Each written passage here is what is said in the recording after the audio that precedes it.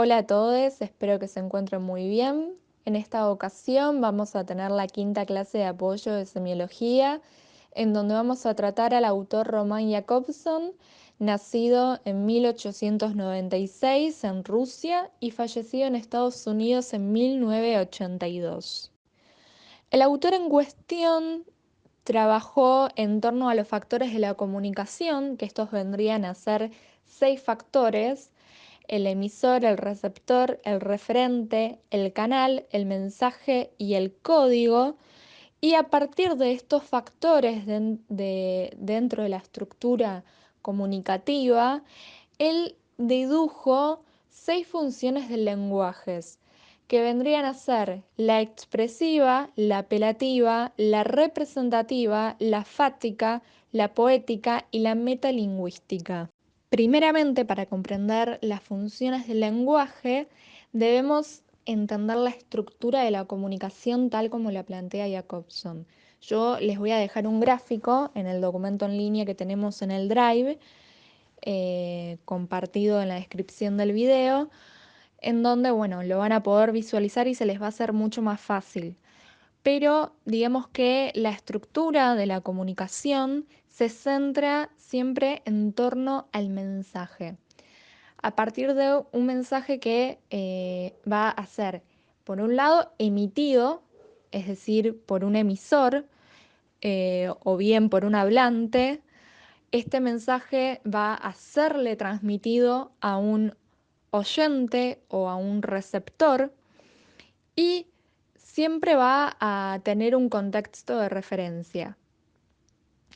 Es decir, si estamos hablando en el patio de un colegio, el patio del colegio vendría a ser el contexto en el cual estamos desenvolviendo ese mensaje. Si estamos en el subte, lo mismo. El contexto va a alterar al mensaje que se va a estar transmitiendo, dado las condiciones que propone. Después también tenemos un código. Cuando Jacobson se refiere al código, se está refiriendo a un mismo código en común entre el hablante y el oyente o entre el emisor y el receptor. Por ejemplo, si yo quiero comunicarme con una persona que habla chino o que habla alemán, no voy a poder hacerlo, no le voy a poder transmitir ningún mensaje porque no tenemos un código común. ¿Por qué? Porque no hablamos el mismo idioma. Y el último factor dentro de esta estructura es el contacto. El contacto o bien el canal. El canal es por donde transmitimos ese mensaje e implica una conexión entre el hablante y el oyente. Eh, Puede ser un diálogo vivo, puede ser un diálogo por WhatsApp, puede ser un mail. El canal también va a estar modificando y alterando las formas en las que uno transmite un mensaje y por lo tanto es recibido, recepcionado o escuchado. Em, Pensemos que cuando uno escribe un mensaje vía WhatsApp no es lo mismo incluso que vía mail.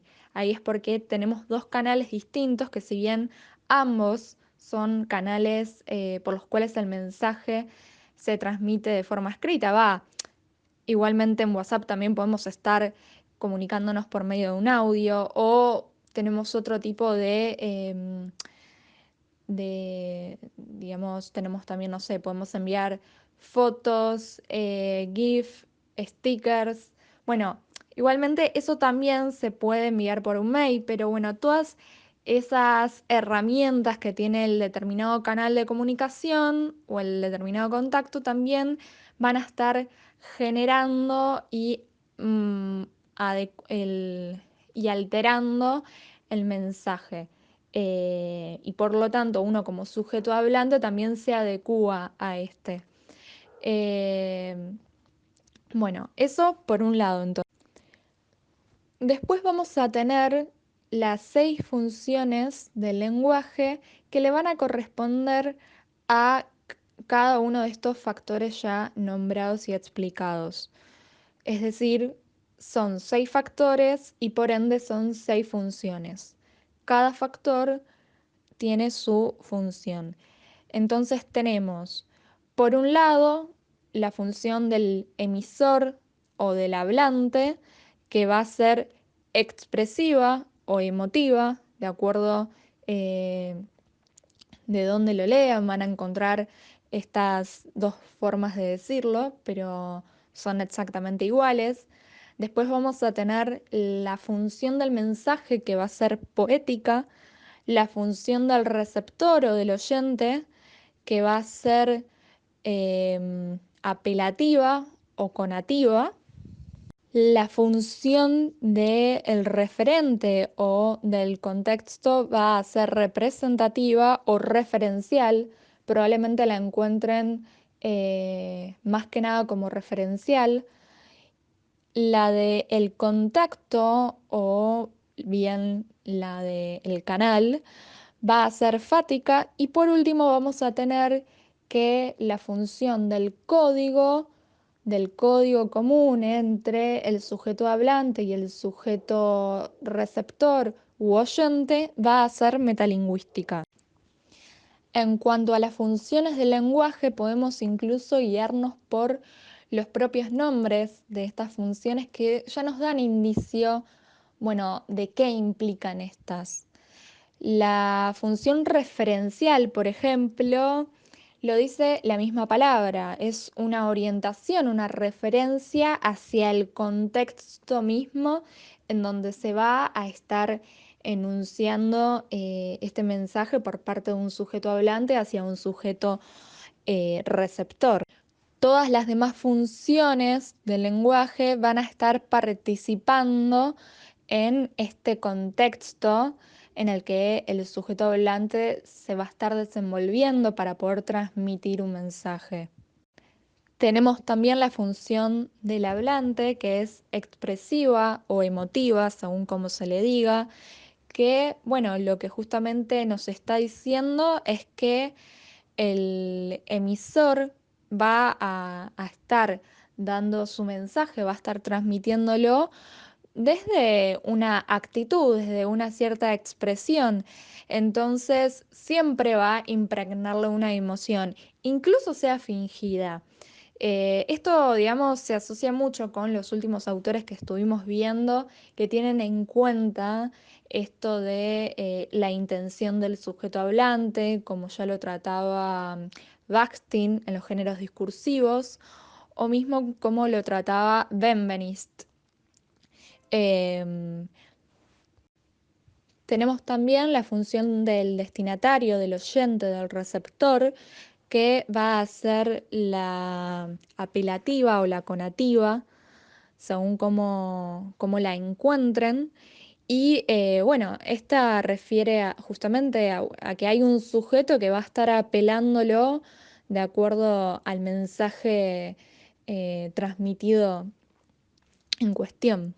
La función del mensaje, que es la función poética, tal vez sea como la función más destacada dentro de esta estructura, eh, tiene la finalidad de que, bueno, este mensaje que es transmitido por un destinador hacia un destinatario a través de un canal de comunicación por medio de un código común, em, va a ser necesariamente codificado por el destinatario o por el oyente o el receptor, y a partir de esta decodificación se puede, digamos, el receptor comprende el mensaje transmitido y se comienza a establecer esta relación comunicativa entre ambas partes.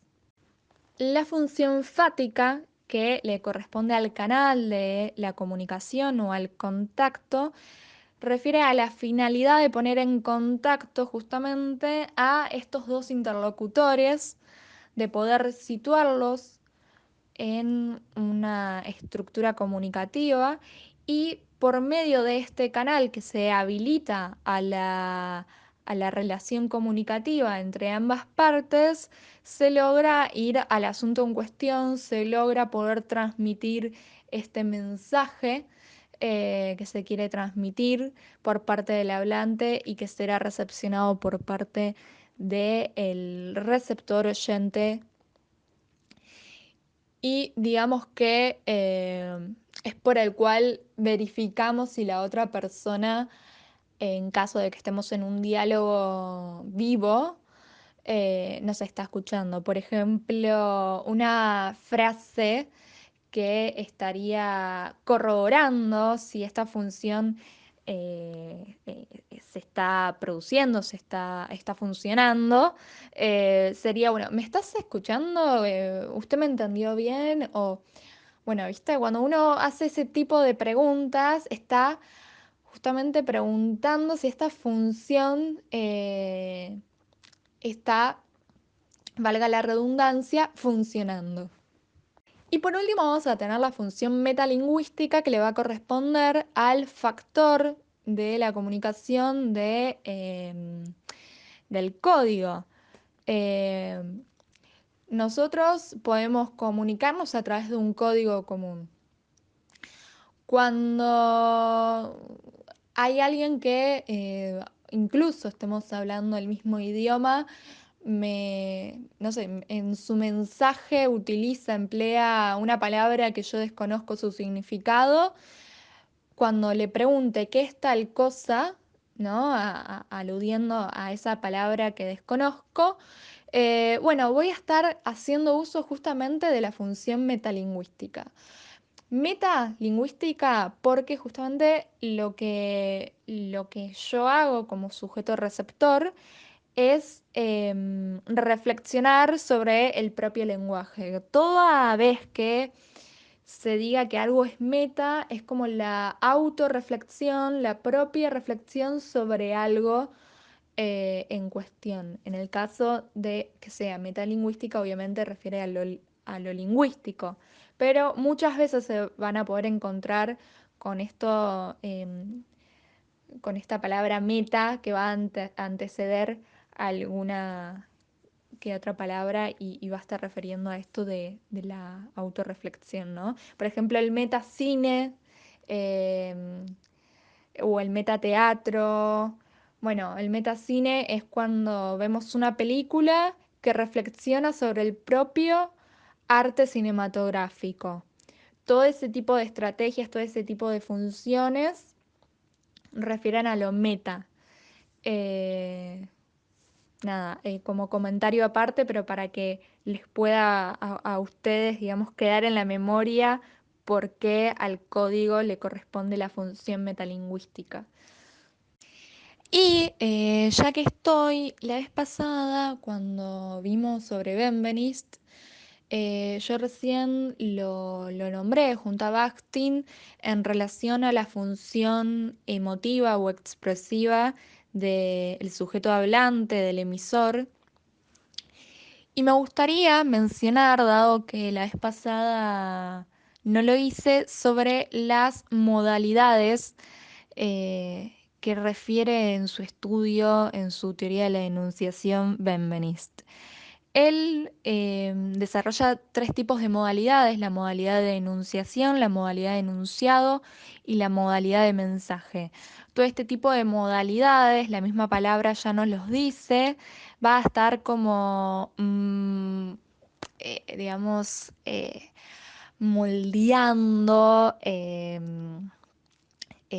va a estar como nada, adecuando el enunciado o en términos de Jacobson el mensaje transmitido em, por medio de un acto de enunciación tal como lo trataba Benveniste y va a estar definiendo la intención al respecto. Vieron que em, yo les había explicado en relación a que un mismo enunciado se va a actualizar de acuerdo a un nuevo marco de enunciación.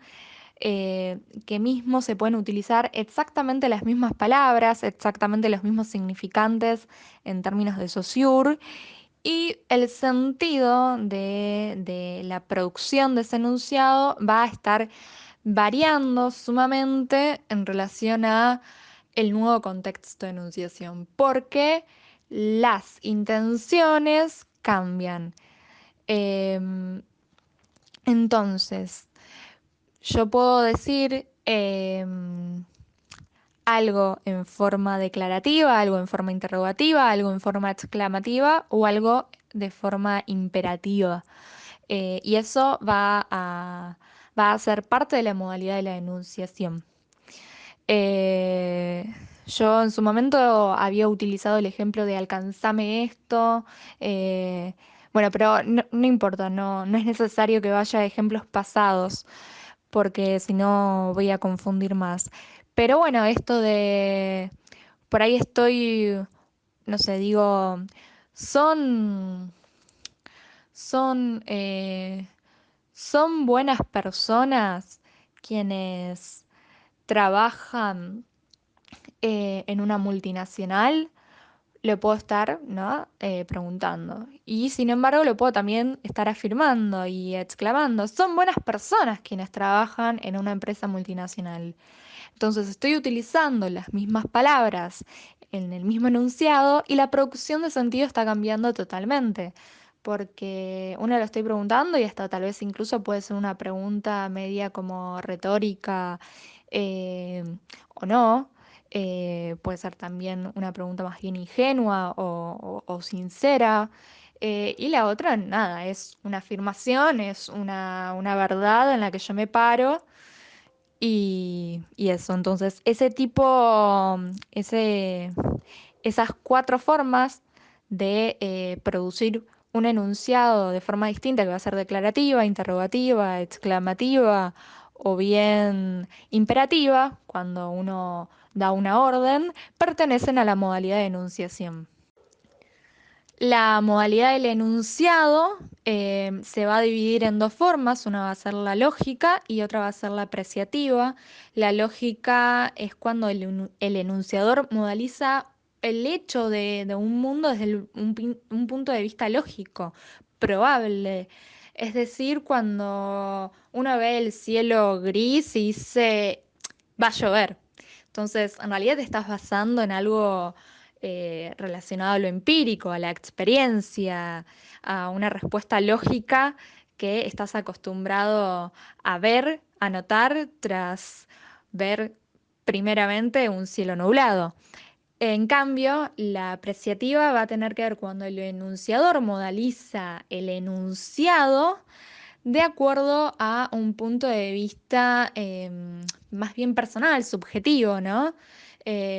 O esto, no sé, volviendo a la cuestión de la lluvia, si yo digo, uff, qué cagada que llueve, o ay, qué bueno porque así se suspende el evento al que tenía que ir de compromiso, bueno, eso va a tener que ver con algo apreciativo que va a estar lejos de un enunciado lógico. Y por último, en la modalidad del mensaje va a tener, va a modalizarse un mensaje de acuerdo a los usos de la voz pasiva. No es lo mismo si uno dice, bueno, la mesa fue adquirida por Luciana, así se compró una mesa. Eso ahí vamos a estar utilizando de formas distintas de la voz pasiva. Em, en fin, eso era en relación a las modalidades, era lo que me había quedado pendiente de Benveniste, que luego me di cuenta que no se los había explicado y es importante también porque pone en foco a través de cómo el enunciador modaliza un determinado enunciado. En esto también se pone el foco de acuerdo a cómo la producción de sentido varía en relación a su acto de enunciación, a las intenciones que se manifiestan detrás de un sujeto hablante, porque recordemos que el lenguaje no es objetivo, sino que el lenguaje es eh, lo utiliza un hablante, hace uso, se apropia de un aparato formal de la lengua para a través de él manifestar su sujeto, sus expresiones, sus puntos de vista, sus intereses, sus deseos. Entonces, nada, como estamos, digamos, justo viendo este tipo de autores que ponen mucho más el foco, ¿no? Por ahí, a diferencia de Saussure, como vimos al principio, sobre cómo la lengua se va a estar alterando de acuerdo a su uso y a la puesta en funcionamiento. Me pareció también importante volver sobre este autor y, y nada, resolver lo que había quedado pendiente para reforzar esta idea. Bueno, aquí entonces les dejo, doy por finalizada esta quinta clase. Yo creo que Roman Jacobson, realmente creo que de todos los autores es el más sencillo. Por ahí es importante que nada, agarren una hoja y como que se hagan su mapita de palabras. Incluso lo pueden hacer con todos los autores, ir haciendo una lista de, bueno, de qué términos utiliza cada autor y poder hacer un cuadro comparativo, porque mismo pueden decir, bueno, este autor utiliza este término y este autor utiliza este término para referirse hacia exactamente lo mismo y sin embargo, bueno, utilizan términos distintos. Eso les va a servir sobre todo a la hora de redactar respuestas para el parcial, porque recuerden que cuando un docente evalúa, sobre todo evalúa el perfecto uso de los términos de acuerdo a cómo lo utiliza este autor. Y no recaer tal vez en palabras coloquiales que son buenas para poder explicarnos ciertas cosas, pero bueno, que no son las adecuadas ni las correspondientes. Pero bueno, volviendo a Jacobson, yo creo que es muy sencillo, solo ustedes, nada, háganse tipo la lista de palabras de factor comunicativo, qué función le corresponde a este factor comunicativo, como para no marearse, que por ahí es la dificultad que pueden llegar a tener. Bueno, les mando un beso enorme, nos escuchamos en la próxima clase. Como siempre tienen el Drive, el documento en línea para volcar todas las inquietudes que tienen en relación a este nuevo autor tratado en la clase de hoy.